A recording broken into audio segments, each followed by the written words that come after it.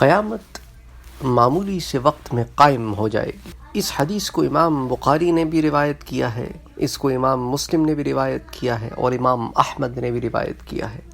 حضرت ابو ہریرہ فرماتے ہیں کہ حضور نے فرمایا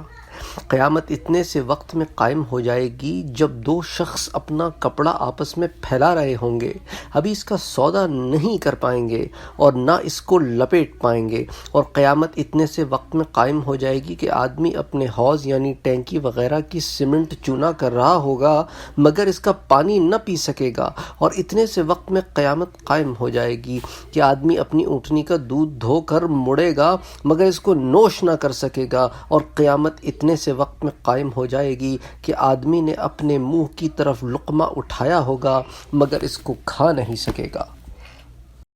اللہ